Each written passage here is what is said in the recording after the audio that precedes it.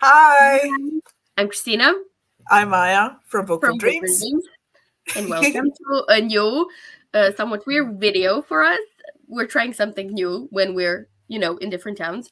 So today, what are we gonna do, Maya? We are going to review Season of the River by Igor Rendić. He's a Croatian author and he writes urban fantasy with elements of Slavic mythology. This was a review copy that we got from the publisher, so thank you to everyone at Striga Books. And we will leave all the information about the book down below. Okay, So, so Christina, what's the book about? so did you say that this was this is the second book Oh yes, in second the book in the series. this is the second book in the A Town Called River series. So the series is basically about Paul, who comes back to his hometown of Rijeka in Croatia and discovers that his grandmother left him an apartment and a legacy, a magical legacy, wherein he becomes a krsnik, who is basically a magic user and a protector of, like us regular people from various magical beings that lurk like just around the corner. And in the first book, we are seeing Paul as he kind of learns about the whole Kersnik thing because he doesn't know anything. And in the second book, we follow him as he kind of um, discovers more abilities, as he kind of works more on what to do, how to do it, and along the way, there is a big threat that starts looming over his town, and with his friends, he has to kind of work on solving it. Yes. So we've read it. Yes, Uh, Honestly, it took us a while. yes, Um, Overall thoughts. Uh, this book suffers a bit from a second book syndrome in that way that it kind of goes in a lot of details. And it's like it goes like bigger and better and whatnot, but it is a lot of details to be bogged down in, and the actual plot of the book starts at the 40% of the book, which was a bit of a problem for me, who is more of a plot driven reader than a character driven reader. So this whole a lot of world building that we get is sort of understandable for the first book because a lot of readers, including myself, didn't know what a Kersnik was or wasn't, or aren't as familiar as with the Slavic mythology creatures. So that was sort of expected for the first book, but the second book, it just we do get a lot of world building, but it's like it's not a training montage because but it's so many details of just mundane stuff in Paul's life, and yes. that was Uh, kind of a slog yes, for me.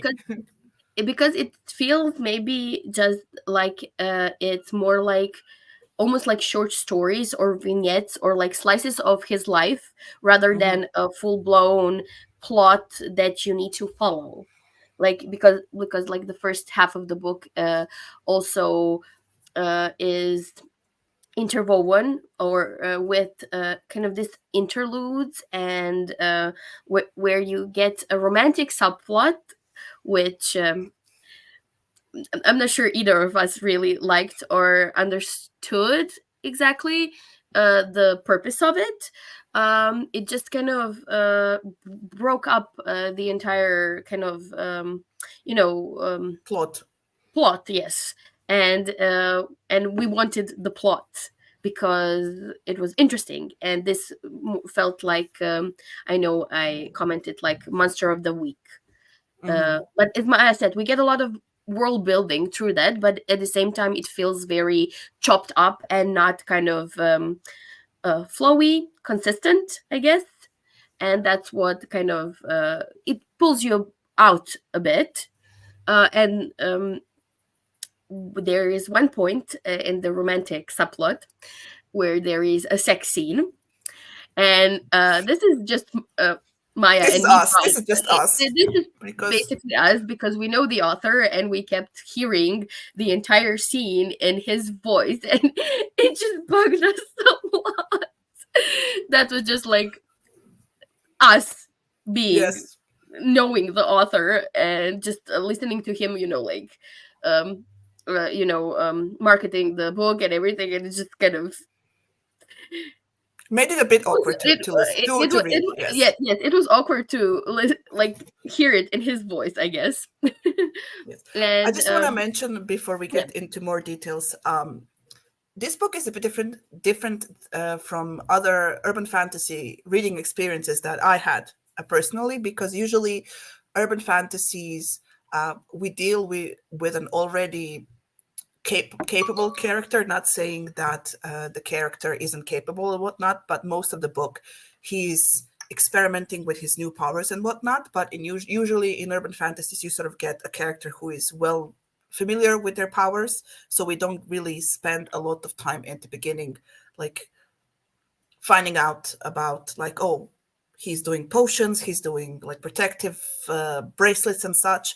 We usually just sort of jump straight into a specific case. And this is different, because in this book, you're still building up the character. I think with this pace, it will take him like another book at least to get like to, I don't want to say basic level, but to like a typical urban fantasy character with who is familiar with their powers and who are able to somehow deal with the problem that they face in their story. yep. And if we get into like just a bit of a detail, what Hmm. irked us a lot, especially by the end, after we actually get into the plot and the action, and like there's a lot more going on. um there's like, as always, a final battle. Oh And yes. in the book, they basically have almost like, I don't know, a couple of months to prepare for it. And I don't know, it just, they prepare for it like maybe a month in advance, and they've had months. So it's either just that Igor didn't write in the fact that they were preparing all the time, but as it is, it feels like they prepared like, oh, we're just gonna, oh, it's like in a week, let's just do something about it now. Like that's how it felt. And for something that is so kind of for a thread that is so kind of, oh my god, is this gonna destroy our world or not, that was a bit of like, maybe you should have prepared. Because like there was like this whole thing where they talk, Paul and the other characters talk about the fact that like they didn't prepare the last couple of times, and they really should for this time, and it feels like they didn't really prepare.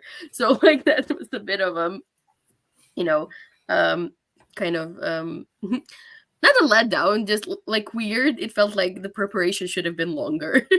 Yes. I mean, the actual threat and the elements, the new elements of Slavic mythology that we get in this book are very interesting. I really, really liked it, but it took us so long to get there. I Yeah, remember we were budding reading this, and I was like, we are at 30%. He went to a festival. He did this. He did that. He's texting with his girlfriend, not girlfriend, whatnot. Where is the actual, main plot? And then when it starts, it's very interesting. We get to see new not factions, but yeah, kind of factions of this world, because there's like a library of knowledge, and there apparently there's a portal that's opening in the river canyon, and there's like threats happening from all around the world, and and from like some all. kind of covens, let's say, like witch Yes, of which is you're sort of society. It's getting like, to know the supernatural world that the author created, yes. and it's interesting. But then in the middle of those, again, we have an interlude of like, oh, let's now focus on his relationship with Mara, and let's now like, uh, so that kind of broke the plot for me, and made it a Yep. bit of a difficult read, Yeah. because I'm a plot driven reader. I like things need to happen, and I'll not just pause and then have a whole chapter of relationship in how many scenes it was. Yeah. So, on that note, let's just talk about some of the things we did like, as Maya Hmm. mentioned, the details. Like, so we basically at the same time loved and hated the world building because, like, it felt chopped up, but at the same time, the details were so interesting. Like, we basically wanted to know more about everything that was being kind of mentioned. Like you have these little creatures that kind of do pranks on you. The um Kechizube, right? the Ketizube, yes, Yeah. which I've never heard of.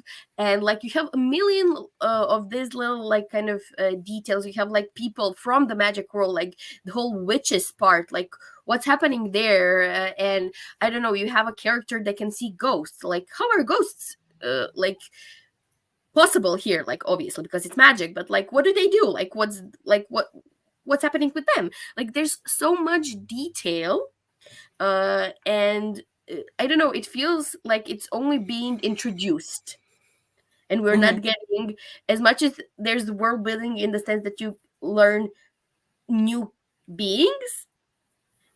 There is it's not elaborated, I guess, enough for me. I would like love to know more about the whole witches part, although I've never really liked witches that much. But like Vicky as a character, I have to say, is like absolutely amazing. I Like, think she's your favorite, right, from the whole book. oh my god, kudos to Igor for creating her. Like, I love her to bits and pieces.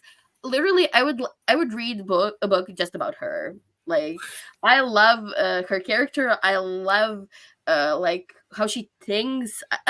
I like everything about Vicky. Like, I'm totally like enamored with her, basically. Hmm. Um, like and I really liked the second like I had was I really liked the fact that Paul really questioned what he was doing, because you know he started to realize that he had to kill people or beings, and there was a lot of moral questioning as to what his powers enable him to do and whether he should or should not use them. I really like that. Like I like that part of the book. And third one was it was actually the book in the beginning was darn funny. Yes, the Like first there was like chapter was hilarious. the what we said, like the monster of the week, like there were parts where the monster of the week was truly like something hilarious, and it was really something to laugh about. So like I know we mentioned at one point that we felt that maybe like this vignettes thing would have worked better if it was like a short story collection, and like the main plot was like the book, because it would kind of give you the whole experience of like additional world building, but you could focus on the case here Hmm. with the portal and everything. I Yes, think because the second book is like 200 pages longer than the first book.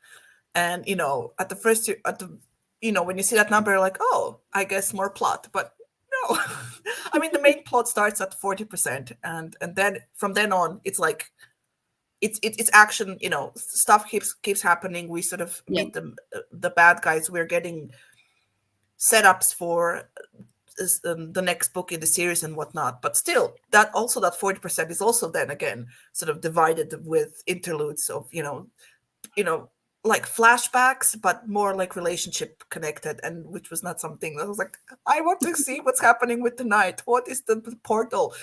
What is behind the portal? Who are the ancient people who are library open. people? The what was the fox lady that he sees at one point? And then that whole thing in the cave was so creepy, and it was so well done, Yeah, and it was just really, really, like I wanted more of that, of them, like, yeah. to, as a group working on this case, than of at the beginning, like Both getting character little study. snippets. Yeah. So what we actually want to say, so like summary of everything, we feel that the book is too long because of the whole interludes and vignettes that m- maybe would have functioned better as a short story collection or separate stories as separate stories rather than kind of chopping up the plot.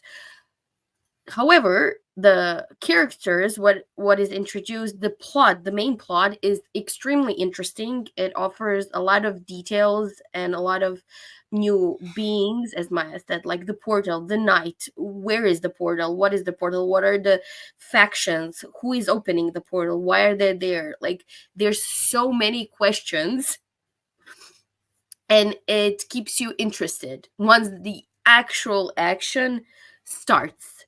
And for me, okay, I love a character that keeps me reading this because I really want to know what's happening, what will happen to Vicky. So what we're saying is it's a bit too long, but there literally is instances of brilliance in, you know, like character kind of development, in The action is well the done. action, the scenes as well. I love the cave scene, was amazing. So yeah, And the it final fight was really good. I liked yeah, the the final final fight. fight was brilliant. I really liked it too. I really, really liked it. It felt very cinematic to me. I could totally, like, I could fully envision, I could totally see what Igor was like describing. Like I saw it in my head, and I rarely can do that. So that was like a brilliant piece of writing, definitely. So yeah.